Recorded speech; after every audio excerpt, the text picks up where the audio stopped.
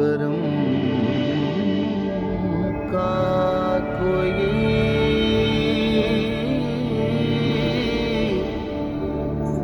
حساب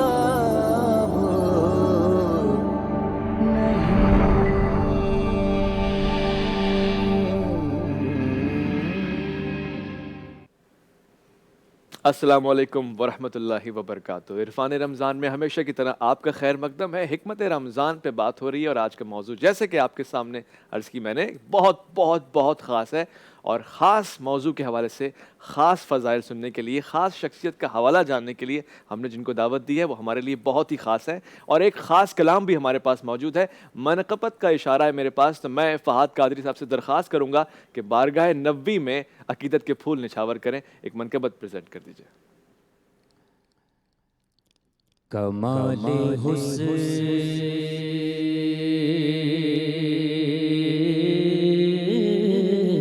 کی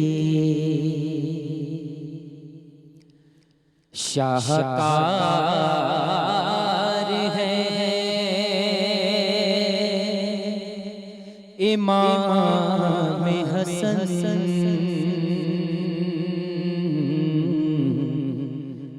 کمال حسن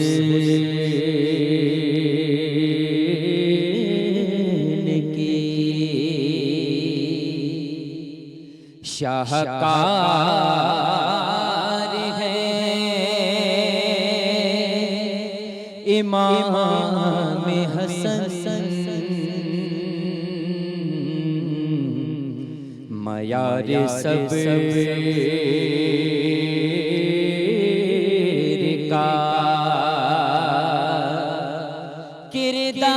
کردار ہے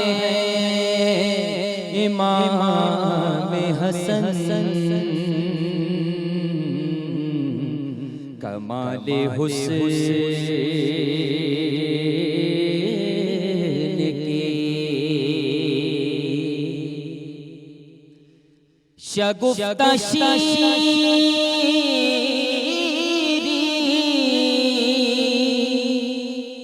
تبسم خرام ناز دہن،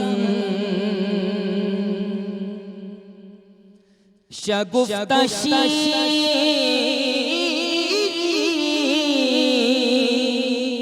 تبسم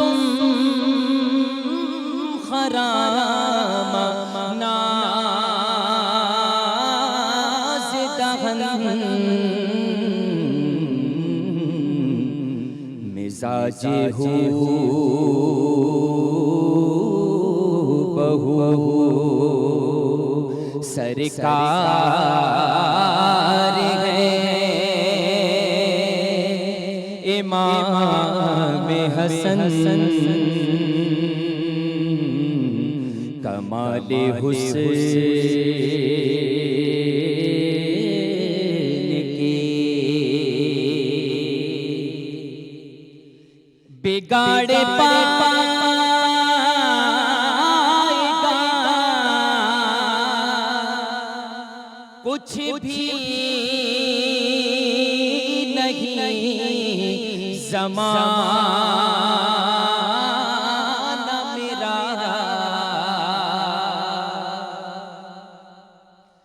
بگاڑے پائے گا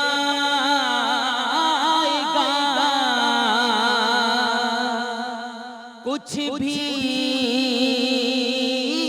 نہیں زمانہ میرا،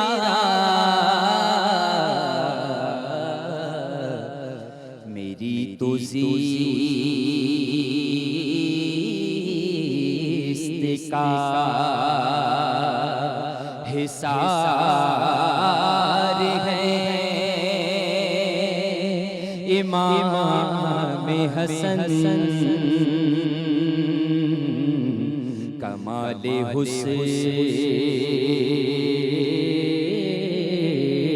کی کہاں وہ خوشبوئے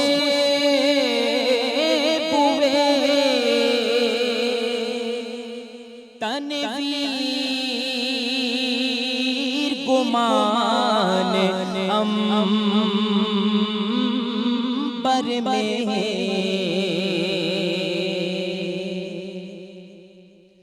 کہاں وہ خوشبوئے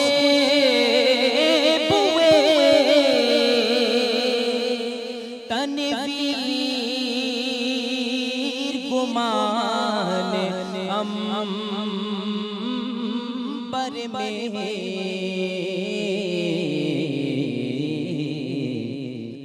اعجاز مشک کا انبار ہے امام حسن کمال حسن کی شاہکار ہے امام حسن کمال حسن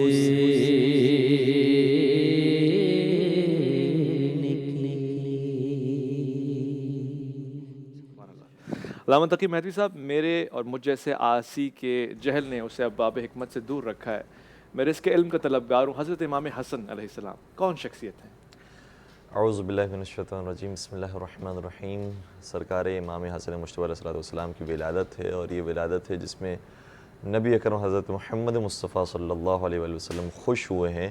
تو سنت رسول کے مطابق اس دن کو ہمیں چاہیے کہ ہم بھی خوشی کے ساتھ منائیں اور اس خوشی کو بانٹیں.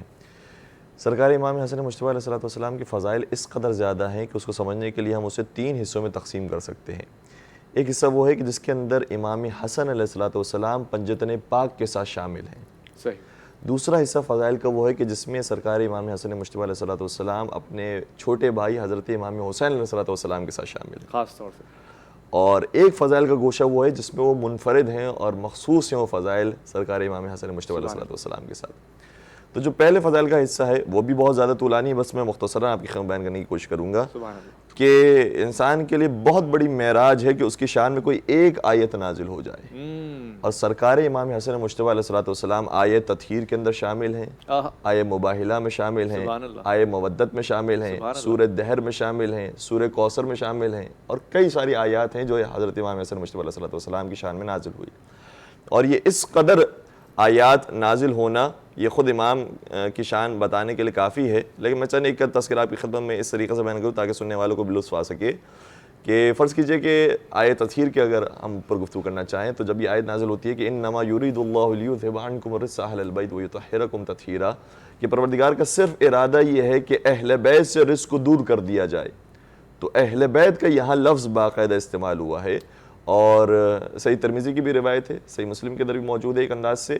اور صحیح ترمذی کے اندر حضرت عائشہ فرماتی ہیں کہ میں نے دیکھا کہ نبی اکرم نے ایک عبا اپنے دوش مبارک پر اوڑھی ہوئی تھی، سیاہ رنگ کی وہ عبا تھی، خددار عبا تھی. پیغمبر اکرم اس عبا کے ساتھ جب باہر تشریف لائے ہیں تو میں نے دیکھا کہ اس عبا کے نیچے حضرت امام حسن تشریف لائے، حضرت امام حسین تشریف لائے، حضرت زہرہ تشریف لائیں، حضرت مولا کائنات تشریف لائے، اور پھر یہ آیت نازل ہوئی.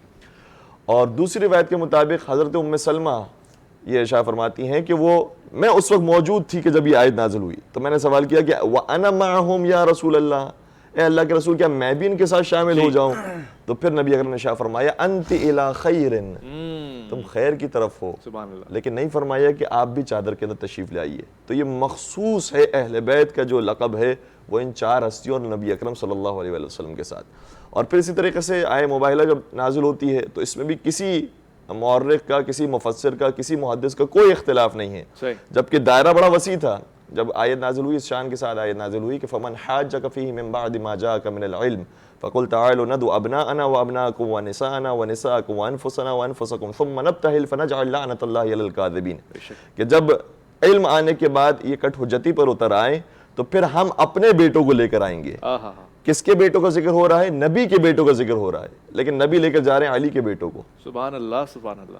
فرماتے ہیں ہم اپنے بیٹوں کو لے کر آئیں گے. اور بیٹوں کے اندر بھی عربی قواعد سے قبلہ بھی واقف ہیں کہ جب لفظ استعمال ہوتا ہے ابنا انا کا، نساء انا کا، انفسنا کا، تو یہ جمع کا صیغہ ہے جس میں 3 یا 3 سے زیادہ افراد شامل ہو سکتے ہیں. سبحان اللہ.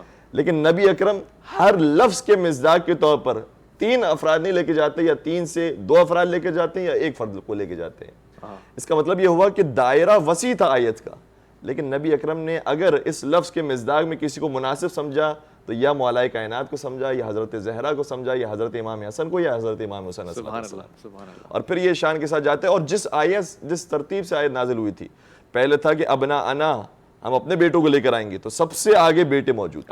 سبحان اللہ. وَالنِّسَاءَ انا، پھر عورتوں کو لے کر آئیں گے تو درمیان میں حضرت زہرا سلام علیہ موجود تھی. وَأَنفُسَنَا، اور ہم اپنی جانوں کو لے کر آئیں گے تو سب سے پشت میں مشکل کشائے کائنات موجود تھے. سبحان اللہ. تو اس انداز سے یہ کاروان جب چلا ہے اور امام حسن اس کاروان کے اندر شامل ہے. اچھا یہ بھی عجیب بات ہے کہ یہ 7 اور 8 برس کے بچے ہی تو ہیں، یعنی بظاہر اگر دنیا کی نگاہ سے دیکھا جائے تو امام حسن کی ولادت ہوتی ہے 2 ہجری کو، یا بعض نے لکھا ہے کہ 3 ہجری کو. صحیح. اور نبی اکرم اس دنیا سے رخصت ہو رہے ہیں تو 11 ہجری کو.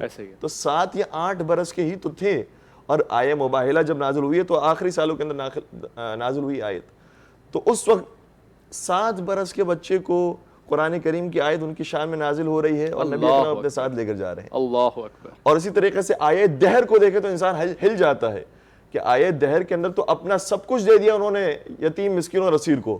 تو یہ جو دینے والے ہیں یہ کوئی 25 30 45 50 سال کی عمر کے افراد نہیں ہیں کہ جو اپنی بھوک برداشت کر کے دے رہے ہیں. یہ تو 7-8 برس کے بچے ہیں جو بھوکا رہتے ہیں اور یتیم، مسکین اور اسیر کو کھانا کھلاتے ہیں. اور شان سے آیت نازل ہوتی ہے کہ وَيُطْعِمُونَ الطَّعَامَ عَلَى حُبِّهِ مِسْكِينًا وَيَتِيمًا وَأَسِيرًا إِنَّمَا نُطْعِمُكُمْ لِوَجْهِ اللَّهِ لَا نُرِيدُ مِنكُمْ جَزَاءً وَلَا شَكُورًا. اور پھر اسی طریقے سے آیہ مودہ جب نازل ہوئی کہ قُل لَا أَسْأَلُكُمْ عَلَيْهِ أَجْرًا إِلَّا الْمَوَدَّةَ فِي الْقُرْبَى کہ اے رسول آپ ان سے اجر رسالت مانگیے. اچھا یہ بھی عجیب بات ہے کہ اس سے پہلے جتنے انبیاء آئے تھے اس میں سے کسی نے بھی نہیں کہا کہ آپ ہمیں اجر دیں، بلکہ جب بھی اجر کا تعلق آیا ہے ہمیشہ یہ لفظ قرآن کریم نے استعمال کیا ہے کہ فَهُوَ لَكُمْ، یہ اجر جو ہم مانگ رہے ہیں وہ بھی تمہارے لیے ہے. اس سے فائدہ پیغمبر کو نہیں ہونے والا، انبیاء کو نہیں ہونے والا ہے، پروردگار کو کوئی فائدہ نہیں ہے، اس کا فائدہ بھی تمہارے لیے ہے. سبحان اللہ. تو نبی اکرم نے جب اجر مانگا ہے تو فرمایا کہ الا المودۃ فی القربہ، صرف میں یہ اجر کے اندر مانگتا ہوں کہ قربہ کی محبت اختیار کریں. اچھا محبت ایسی چیز ہے، غریب سے غریب ہو وہ بھی دے سکتا ہے، سبحان اللہ. جاہل ہو وہ بھی دے سکتا ہے، عورت ہو وہ بھی دے سکتا ہے، بچے ہو وہ بھی دے سکتا سبحان ہے. اللہ. کسی کے پاس یہ عذر نہیں کہ پروردگار تو نے مجھے دولت ہی نہیں دی تھی، مجھے وہ کام ہی میرے پاس نہیں تھا کہ میں کیسے ادا کرتا. محبت ایسا جذبہ ہے جو ہر ایک کو عطا کیا ہے. بے شک. کہا کہ جو چیز سب کو دی گئی ہے وہی ہم نے مانگ لی ہے کہ اہل بیت کی محبت اور قربہ کی محبت اختیار کریں. جب یہ آیت نازل ہوئی، امام فخر الدین رازی نے اپنی کتاب تفسیر کبیر کے اندر لکھا ہے، علامہ زمخشری نے اپنی کتاب تفسیر کشاف کے اندر لکھا ہے کہ حضرت ابن عباس رضی اللہ عنہ نے سوال کیا کہ یا رسول اللہ من قرابتک ہؤلاء الذین وجبت علینا مودتہم، اللہ کے رسول یہ بیان فرمائیے کہ وہ کون سی ہستیاں ہیں کہ جن کی مودت اختیار کرنا ہم پر واجب ہے. اچھا. وجبت علینا مودتہم، واجب ہے جن کی مودت. تو اس وقت نبی اکرم نے شاہ فرمایا علی و فاطمہ و ابناہما، وہ حضرت علی مرتضیٰ ہیں، حضرت فاطمہ زہرا ہیں، اور ان دونوں کے 2 فرزند ہیں یعنی حضرت امام حسن اور حضرت امام حسین علیہ السلام. تو قربہ بھی معین ہو گئے کہ یہ کون سے افراد ہیں. تو کچھ فضائل امام حسن کے وہ ہیں کہ جس میں شریک ہیں. اچھا میں ایک اور فضیلت کو بیان کروں کہ وہ ولادت کی مناسبت سے ہے. وہ آیت جو مشہور ہے سورہ رحمان کے اندر، مرج البحرین یلتقیان بینہما برزخ لا یبغیان فبأی آلاء ربکما تکذبان یخرج منہما اللؤلؤ والمرجان. اس آیت کی تفسیر کے اندر علامہ سیوطی نے در المنصور کے اندر بات لکھی ہے. مناقب خوارزمی میں علامہ خوارزمی نے اس بات کو ذکر کیا ہے. تذکرۃ الخواص کے اندر سبط ابن جوزی نے اس روایت کو نقل کیا ہے کہ نبی اکرم نے جب اس آیت کا نزول ہوا، ویسے اس آیت کو اور قرآن کریم کی شان ہے کہ اس کا ظاہر بھی ہوتا ہے، اس کا باطن بھی ہوتا ہے، اس کے باطن کے بھی باطن ہوتے ہیں. سبحان اللہ. تو ایک باطن اس آیت کا یہ ہے کہ نبی اکرم نے شاہ فرمایا جو بحر ہے اس سے مراد علی و فاطمہ بحران عمیقان لا یبغی احدہما علی صاحبہ. صحیح. علی مرتضیٰ اور فاطمہ زہرا ہیں جو 2 گہرے سمندر ہیں. سبحان اللہ. اور ظاہر سی بات ہے کہ سمندر کی انسان سطح کو دیکھ سکتا ہے، اس کی گہرائی کو تک نہیں پہنچ سکتا. اور سمندر کی شان یہ ہوتی ہے کہ جتنا انسان پانی پیتا رہے سمندر کا اور پیاس لگتی ہے. تو ذکر علی اور ذکر زہرا کو انسان جتنا سنتا ہے پیاس بجھتی نہیں اور مزید بڑھ جاتی ہے. واہ. لا یبغی احدہما علی صاحبہ، ان میں سے ایک دوسرے پر بغاوت نہیں کرتا. برزخن سے کیا مراد ہے کہ ان کے درمیان ایک فاصلہ موجود ہے کہ ایک دوسرے پر بغاوت نہیں کرتا. روایت کے اندر یہ آیا ہے کہ خود نبی اکرم کی ذات گرامی وہ ہے جو برزخ ہے, کہ ایک دوسرے پر بغاوت نہیں کرتا.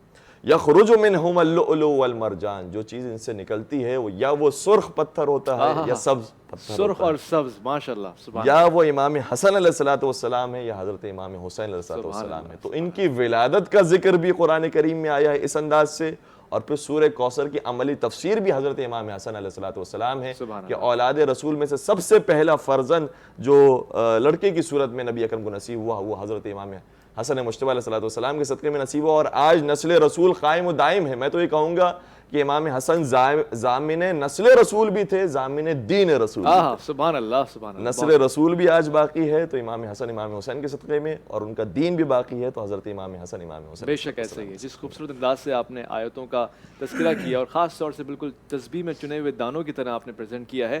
میں ایک چیز کو حاصل کلام سمجھ کے اپنی معلومات کے لیے کہ آج جو ہم خوشی منا رہے ہیں وہ بھی سنت ہے, جیسے آپ نے شروع میں عرض کیا, یعنی سنت نبوی پہ ہم عمل پیرا ہیں. مفتی نوید عباسی صاحب, آج کا یہ خوشی جو ہے اس کو ہم کیسے اپنے دل میں اتاریں, قلوب میں کیسے اتاریں, خاص طور سے امام حسن کی شخصیت پہ اگر ہم نظر ڈالتے ہیں وہ کیا چند باتیں ہیں جو آج کے نوجوانوں کے لیے عمل پیرا ہو سکتی ہیں؟ کیا آپ کی سخاوت درزیل ہے, یا آپ کی کرامت, یا آپ کی شخصیت, یا آپ کا اخلاق, یا وہ کون سے پہلو ہے جن کو پریورٹی لسٹ میں رکھیں ہم؟ دیکھیے حضرت نے کلام فرمایا, تو اگر آپ اجازت دیں تو ایک بات میں بھی اس سلسلے میں, ظاہر ہے محبت کی باتیں ہو رہی ہیں تو عرض کرنا چاہوں گا. قرآن مجید فرقان حمید کی جس آیہ مبارکہ کی طرف حضرت نے اشارہ کیا, انما یرید اللہ لیذھب عنکم الرجس, ماشاءاللہ یہ آیہ تطہیر ہے. اور اس سے پہلے ازواج مطہرات کا تذکرہ ہے, وَأَقِمْنَ الصَّلَاةَ وَآتِينَ الزَّكَاةَ وَأَطِعْنَ اللَّهَ وَرَسُولَهُ. تو یہ سب مؤنث کی بات ہو رہی ہے, یہ ازواج مطہرات سے کہا جا رہا ہے. پھر اس کے مان بعد پروردگار نے ارشاد فرمایا انما یرید اللہ لیذھب عنکم. بہت سارے احباب غلط فہمی کا شکار ہو کر یہاں تھوڑا سا معاملہ جو ہے وہ خراب کرنے کی کوشش کرتے ہیں کہ جناب اس سے مراد یہ ہیں تو یہ ہیں. گزارش یہ ہے کہ یہاں قرآن نے التفات کیا ہے, اور یہ قرآن مجید فرقان حمید کا ایک انداز ہے کہ قرآن مجید فرقان حمید التفات فرماتا ہے. یعنی ایک بات ہو رہی ہوتی ہے, یک قرآن مجید فرقان حمید معان بات دوسری بات کرتا ہے, اس بات میں مزید وزن ہوتا ہے. جیسے قرآن مجید فرقان حمید نے کہا الحمدللہ رب العالمین الرحمن الرحیم مالک یوم الدین, سب ماضی کی بات تھی. ایاک نعبد و ایاک نستعین, تو فوراً خطاب کا انداز بدل گیا. تو یہاں انما یرید اللہ لیذھب عنکم میں یہ مذکر ہے, اور یہ قاعدہ ذہن میں رکھنا چاہیے عربی کا میں کہ مؤنث کے ذیل میں مذکر کو ذکر نہیں کیا جاتا, مذکر کے تابع مؤنث کا ذکر ہوتا ہے, اور یہ عربوں کے ہاں اکثر و بیشتر ہوتا رہتا ہے. تو یہاں اس آیہ مبارکہ میں جو یہ فرمایا کہ لیذھب عنکم, تو اس سے مراد مولا علی ہیں, حضرت امام حسن و امام حسین ہیں, اور حضرت سیدہ زہرا ہیں.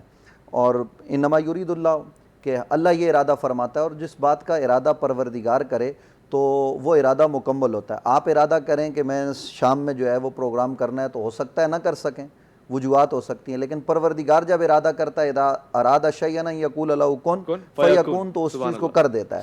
جو میں محبت بھری بات کرنے لگا تھا, قرآن مجید فرقان حمید کو الحمد سے لے کر والناس تک آپ پڑھ لیجئے, تو اگر قرآن مجید فرقان حمید میں کسی خاندان کی طہارت کا ذکر ہوا ہے تو وہ واحد خاندان مصطفیٰ ہے. وَيُطَهِّرَكُمْ تَطْهِيرًا, یہ خاندانی طور پر کسی اور کے لیے یہ اس طرح کا معاملہ نہیں ہے پورے قرآن میں, یہ خاندان رسالت کے لیے ہے. حتیٰ کہ انبیاء کی طرف اگر نظر دوڑائیں, حضرات انبیاء دیکھیے, حضرات انبیاء کا معاملہ یہ ہے کہ وہ تو معصوم ہیں, وہ عظمتوں رفتوں والے ہیں. انبیاء کی قرآن مجید فرقان حمید میں مختلف مواقع پر قرآن مجید فرقان حمید نے اس سلسلے میں کلام کیا ہے, وہ انبیاء کی ذات کے حوالے سے تھا. نبی اور نبی کے خاندان کے حوالے سے یہ واحد خاندان رسالت مآب صلی اللہ علیہ وسلم ہے کہ جس کا ذکر قرآن مجید فرقان حمید کر رہا ہے, انما یرید اللہ لیذھب عنکم الرجس اہل البیت کہہ کر. تو یہ نبی علیہ السلام کی اہل بیت ہیں, ان سے محبت, ان سے پیار اور ان سے جو تعلق ہے اس سے ملتا کیا ہے. ابھی حضرت نے فرمایا نا قرآن مجید فرقان حمید میں حضور نے فرمایا قل لا اسألکم علیہ اجرا الا المودۃ فی القربى, میں محبت مانگتا ہوں. تو اب اس محبت کے ہم محبت کریں گے تو ملے گا کیا؟ ایک سننے والا ہمارے ناظرین وہ یہ کہیں گے کہ جی علماء کرام کہتے ہیں کہ اہل بیت سے محبت کریں, اہل بیت سے محبت کریں, تو یہ کیوں کہتے ہیں, یہ سارے لوگ کیوں کہہ رہے ہیں, اس سے ملے گا کیا؟ تو ملے گا اتنا کچھ کہ اتنا کسی اور کی وجہ سے نہیں ملتا. حضور انور صلی اللہ علیہ وآلہ وصحبہ وبارک وسلم کی صحیح حدیث ہے. آقا علیہ السلام نے فرمایا من احبنی و احب ہذین و اباہما و امہما، جو مجھ سے محبت کرے، ان دو بچوں سے یعنی حسن و حسین سے محبت کرے، اور ان کے بابا علی سے محبت کرے، اور ان کی ماں فاطمہ سے محبت کرے، ملے گا کیا؟ کانا معیا درجتی یوم القیامہ، قیامت کے دن وہ کہیں اور نہیں ہوگا، حضور علیہ السلام نے فرمایا میرے درجے کی جنت میں ہوگا. کیا بات کر رہے ہیں. اب آپ یہ حدیث صحیح میں نے آپ کے گوش گزار کی ہے. تو اب اگر ہم ان نفوس قدسیہ سے محبت کریں اور خاص طور پر حضرت امام حسن علیہ السلام سے محبت کریں، تو اس محبت کے جو جواب میں ہمیں ملنے والا ہے وہ آخرت کی بے شمار نعمتیں. اور آخرت کی نعمتیں کیا؟ میں ایک محبت بھری بات آپ کے گوش گزار کروں، ہمارے سننے والوں کو بڑی خوشی محسوس ہوگی. دنیا کی نعمتیں بھی حسن و حسین کے صدقے میں مل رہی ہیں. حضرت سیدنا عبد الرحمن بن عوف جلیل القدر صحابی ہیں، عشرہ مبشرہ میں شامل ہیں. حضرت امام حسن و امام حسین کے دروازے پر حضور موجود ہیں، دیگر اصحاب موجود ہیں. تو اندر سے رونے کی آواز آئی. جناب سیدہ سے حضور علیہ السلام نے فرمایا کہ بچے رو رہے ہیں، ان کو چپ کرائیے. کیوں رو رہے ہیں؟ کہا یا رسول اللہ بچوں کو بھوک لگی ہے. اب یہ انداز ہے کہ بھوک لگے تب بھی وہ کائنات کو کھلاتے ہیں. تو سیدنا حضرت عبد الرحمن بن عوف دوڑے دوڑے گھر گئے، اور گھر پہ ان کے روٹی تھی اور اس پہ انہوں نے کچھ اس زمانے کے حساب سے چیزیں رکھ کر لائی اور وہ بارگاہ مصطفیٰ میں پیش کی. وہ جناب امام حسن و امام حسین نے اس کو تناول کیا اور اس کے بعد دعا کی، یا اللہ ہمارے اس چچا کو کثیر مال عطا فرما، اس کو خوشحالی عطا فرما. یہ روایات میں آتا ہے. اب میں جو بات آپ کی خدمت میں عرض کرنا چاہ رہا ہوں وہ یہ کہ سیدنا عبد الرحمن بن عوف سے بعد میں کسی نے پوچھا، آپ کو پتہ ہے کہ کتنے مالدار صحابی تھے، کہ ان کے انتقال پر ان کا ترکہ سونے کا جو بڑے بڑے بلاک تھے ان کو کلاڑیوں سے کاٹ کاٹ کر تقسیم کیا گیا، اور جو کچھ انہوں نے اپنی زندگی میں خرچ کیا وہ تو کسی نے پوچھا کہ یہ اتنا مال کہاں سے آیا؟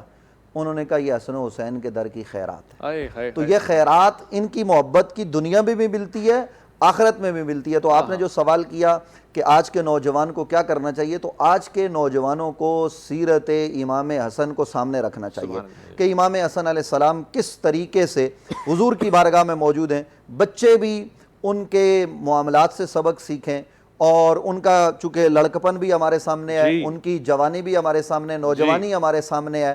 تو یہ تمام چیزیں ہمارے سامنے کہ امام حسن علیہ السلام اتنے سخی ہیں کہ میں یہ بات پورے دعوے کے ساتھ کہہ رہا ہوں، حضرت میری بات سے شاید اتفاق کریں کہ ائمہ اہل بیت میں سب سے بڑا سخی امام حسن ہے. سبحان اللہ. امام حسن علیہ السلام کے پاس لوگ آتے ہیں تو آپ سے کسی نے مانگا تو 25,000 دینار آپ کے پاس موجود ہیں، آپ نے سارے کے سارے اٹھا کر دے دیے، سارے دے دیے. اور پھر اس کے بعد آپ کے خادم نے سوال کیا کہ حضرت گھر میں کچھ نہیں ہے، کہا اللہ تعالیٰ اجر عطا فرمائے گا. 50,000 دینار دے دیے. اور پھر اس نے اس کے پاس اٹھانے کے لیے اس کو مزدور کی ضرورت تھی تو مزدور کی مزدوری بھی خود دی. ایک صاحب آئے 24,000 دینار قرضہ مانگا تو آپ نے قرض دیا اور اپنے خادم سے کہا کہ ہم اس سے واپس نہیں لیں گے، جب یہ چلا جائے گا تو اس کے جانے کے بعد ہم اس کو چٹھی لکھ دیں گے، خط لکھ دیں گے کہ ہمیں یہ واپس ضرورت نہیں ہے، ہم نے تمہیں ہدیہ کر دیا ہے. روزانہ خیرات کرتے. اور امام حسین کی سخاوت کی کیا بات ہے. آپ کیا نام اپنا آج کسی کو تھوڑا سا عہدہ مل جائے تو وہ اپنے عہدے پر براجمان ہو جاتا ہے اور وہ ہٹنے کو تیار نہیں ہوتا. صاحب میں آپ کی گوش گزار کروں اویس بھائی کہ امام حسن اتنے بڑے سخی ہیں کہ پورے کی پوری 25 لاکھ مربع کلو میل کی حکومت بھی سخاوت میں دے. اللہ اکبر. اس سے بڑا سخی کون ہو سکتا ہے؟ کتنی بڑے اختیار کی بات ہے. اتنا اختیار، اتنی طاقت، وہ بھی اگر جود و سخا کے زمرے میں آ جائے تو بہت زبردست بات آپ نے کر دی ہے. آج چونکہ گفتگو کا پیرایا بھی آج سے مل گیا ہے تو آج کے حوالے سے میرے ذہن میں ایک سوال بھی بن رہا ہے. ہمارا ملک معاشی بحران کا شکار بن چکا ہے. خاص طور سے ہم جو ذخیرہ اندوزی کر رہے ہیں، سننے میں آ رہا ہے کہ روپے کی قیمت گرتی جا رہی ہے. اس حوالے سے ہر انسان اس کوشش میں ہے کہ منافع بنا لے. یہ جو ذخیرہ اندوزی ہے کیا یہ شرعی طور سے جائز ہے؟ پہلے میں مفتی صاحب سے پوچھ لوں گا، اس کے بعد میں علامہ صاحب سے، دونوں سے رائے لوں گا کہ ذخیرہ اندوزی خاص طور سے ڈالرز کو جو ہم سیو کر لیتے ہیں اور اس کے بعد ہم اس توقع کو لگائے بیٹھے ہوتے ہیں کہ جب قیمت بڑھے گی تو اس وقت ہم اس سے فائدہ اٹھائیں گے، ٹھیک ہے؟ دیکھیے ذخیرہ اندوزی کی شدید ترین مذمت کی گئی. نبی رحمت صلی اللہ علیہ وسلم نے اس سے منع کیا ہے، اور بلکہ ہمیں تو یہاں تک کہا گیا ہے کہ اپنا مال اللہ کی راہ میں خرچ کرو. قرآن مجید فرقان حمید ہمیں انفاق کا درس دیتا ہے کہ اپنے مالوں کو خرچ کرو. قرآن مجید فرقان حمید کا آغاز دیکھیے, قرآن کہتا ہے خرچ کرو, خرچ کرو, انفاق فی سبیل اللہ کرو, غریبوں کا خیال کرو. اور اس دور میں یا کسی بھی دور میں کوئی آدمی اگر مال کو جمع کرتا ہے اور اس حال میں کہ خلق خدا بھوک سے مر رہی ہے اور وہ چینی کو ذخیرہ اندوزی میں جو ہے وہ اپنے اس کے اندر گودام میں جو ہے وہ محفوظ کر لیتا ہے, آٹے کو کر لیتا ہے, تو یہ بھی جو ہے نا وہ بڑی مذمت کی بات ہے اور ایسے شخص کے لیے لعنت کی گئی ہے کہ مخلوق خدا کو ضرورت ہے. لیکن یہاں آپ نے سوال یہ کیا ڈالر کا, تو ڈالر کی ذخیرہ اندوزی بڑے عجیب طریقے سے ہوتی ہے آج کے زمانے میں. لوگ بہت سارے ڈالر خرید لیتے ہیں اور ڈالر خریدنے کے بعد ان کو رکھ لیتے ہیں اور اس انتظار میں, ہمارے جاننے والے ایسے لوگ ہوتے ہیں, ہم ان کو منع بھی کرتے ہیں, تو وہ اس انتظار میں ہوتے ہیں کہ جناب یہ ڈالر جب مہنگا ہوگا تو پھر ہم اس کو مارکیٹ میں بیچیں گے. تو اب ان کے اس لالچ کی وجہ سے جو ان کے دل میں ہے, وہ چونکہ ڈالر کو لے کر محفوظ کر لیتے ہیں, اپنے گھر میں رکھ لیتے ہیں, کہیں پر بھی رکھ لیتے ہیں, اور وہ انتظار میں ہیں کہ جناب ہم اس ڈالر کو مہنگے داموں جو ہے وہ بیچیں گے جب روپیہ, یعنی وہ اپنے طور پر پاکستانی روپیہ زیادہ لینے کے چکر میں, لیکن جب ڈالر مارکیٹ میں ان کے اس عمل کی وجہ سے شارٹ ہوتا ہے تو پھر ڈالر کی قیمت بڑھتی ہے. ہم اس کی شدید مذمت کرتے ہیں اور اس حوالے سے حکمرانوں کو اپنا کردار ادا کرنا چاہیے. ظاہر ہے کہ تمام اداروں کے اوپر جو ہے وہ ہماری جو ہے وہ حکومت کی دسترس موجود ہے, تو وہ ایسے لوگوں کا کلا کما کریں. اور صاحب اس وقت ملک کا جو معاشی مستقبل ہے وہ انتہائی دگرگوں ہے, انتہائی پریشان کن ہے. غریب آدمی, آپ کبھی کسی دن جائیے کہ غریب آدمی کے لیے تو افطار کرنا مشکل ہو گیا ہے. لوگ صرف کھجور پر افطار کر رہے ہیں, لوگ بھوک اور افلاس کی وجہ سے. ہم نے کہا کہ ہم اپنے پیٹ پر گھاس کھا کے, پیٹ پر پتھر باندھ کے ہم ایٹم بم بنائیں گے. ہم نے ایٹم بم بنا لیا. دنیا جانتی ہے کہ ایک زمانے میں پاکستان ان ممالک کی صف میں شامل تھا جو لوگوں کو قرض دیا کرتے تھے, لیکن اب ہم اتنے مقروض ہو گئے کہ آئی ایم ایف کی شرائط ہم مان رہے ہیں, دیگر معاملات کر رہے ہیں. تو اس کے لیے ہمارے قوم کے ان لوگوں کو جن کو اللہ نے ان عہدوں پر براجمان کیا ہے, جو طاقت کی جگہ پر موجود ہیں, ان کو اپنے اختیارات کا استعمال کرتے ہوئے ذخیرہ اندوزی کے خلاف بھی اور ذخیرہ اندوزوں کے خلاف بھی کارروائی کرنی چاہیے. اور جو ذخیرہ اندوزی کرتے ہیں ان کو بھی سوچنا چاہیے کہ کب تک قارون نہیں رہا, حامان نہیں رہا, یہ بڑے بڑے جو اپنے آپ کو اپنے زمانے کا خدا کہتے تھے, فرعون ہو گیا اور نمرود ہو گیا, صاحب وہ سب مٹ گئے اور نام اللہ ہی کا باقی ہے. تو اگر ہم اپنا نام چاہتے ہیں تو ہم خلق خدا کی خدمت کریں, اپنا مال بھی اللہ کے راستے میں خرچ کریں. امام حسن سے سیکھیں کہ گھر میں اگر ان کے پاس ہزاروں درہم و دراہم آ گئے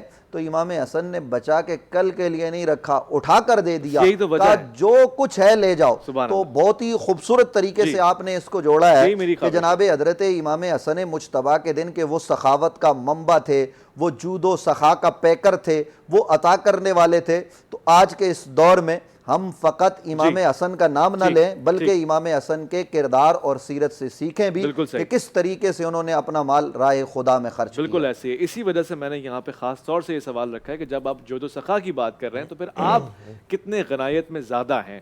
بہت اچھی بات ہے آپ نے کہ صاحبان اختیار تک یہ پیغام چلا گیا.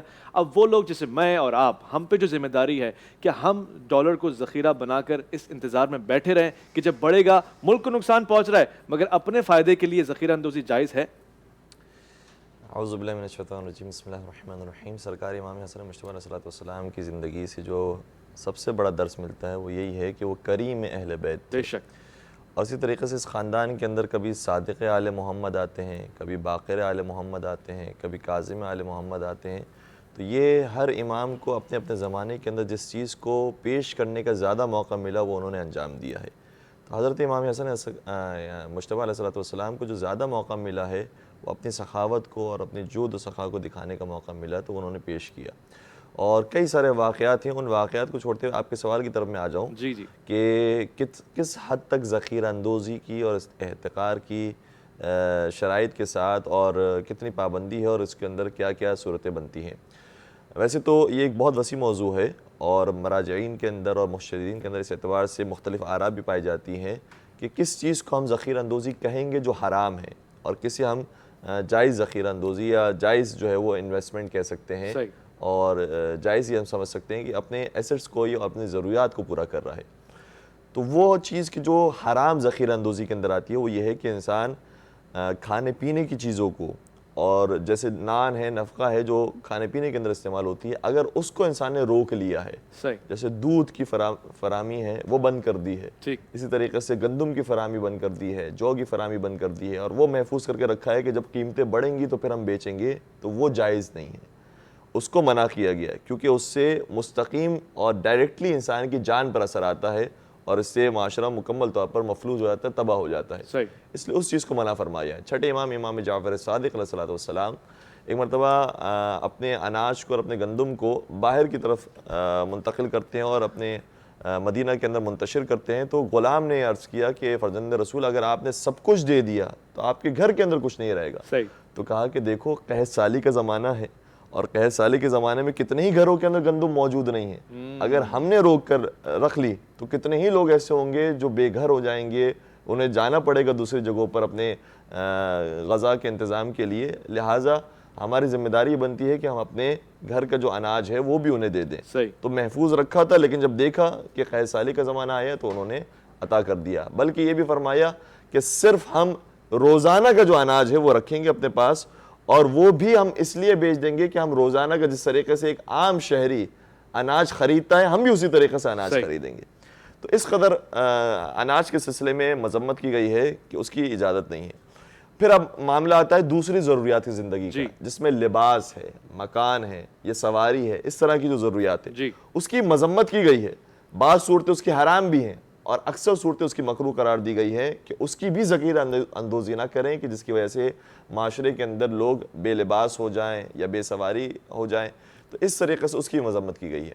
پھر تیسرا مرحلہ یہ آتا ہے کہ انسان کے پاس محسوس یہ ہو رہا ہے کہ ویسے معاشرہ جو ہے وہ ٹھیک ہے، ایک راہ پر گامزن ہے، اور ہمارے پاس کچھ چیز موجود ہے، ہم دیکھ رہے ہیں کہ اگر اسے بعد میں فروخت کیا جائے گا تو یہ نہ ضروریات زندگی میں آتا ہے اور نہ ہی یہ کھانے پینے کی چیزوں کے اندر آتا ہے. تو اس کی بھی مذمت کی گئی ہے، لیکن اسے حرام قرار نہیں دیا گیا. صحیح. اب یہ کہ جو مذمت کی گئی ہے قرآن کریم میں جا بجا آیات موجود ہے، جس طریقے سے قبلہ نے بھی ارشاد فرمایا کہ ہم سورہ بقرہ سے لے کر والناس تک دیکھ لیں تو مسلسل آیتیں ينفقون فی سبیل اللہ، انفقوا فی سبیل اللہ، الہاکم التکاثر، رجال لا تلہیہم تجارۃ ولا بیع عن ذکر اللہ. سورہ منافقون کی آیت ہے کہ یا ایھا الذین آمنوا انفقوا مما رزقکم اللہ من قبل ان یأتی احدکم الموت، کہ تم اللہ کی راہ میں خرچ کرو قبل اس کے کہ تمہیں موت آ جائے. تو یہ مسلسل خرچ کرنے کا حکم دیا گیا ہے.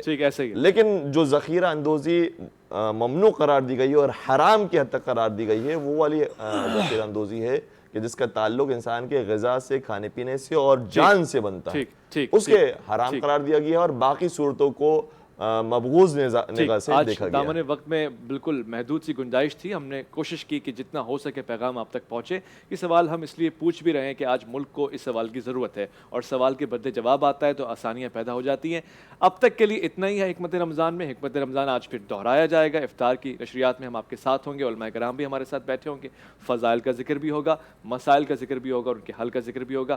مجھے اور میری پوری ٹیم کو اجازت دیجیے، انشاءاللہ افطار میں ملاقات ہوتی ہے. عرفان رمضان میں آپ کا انتظار رہے گا. اللہ کی امان میں.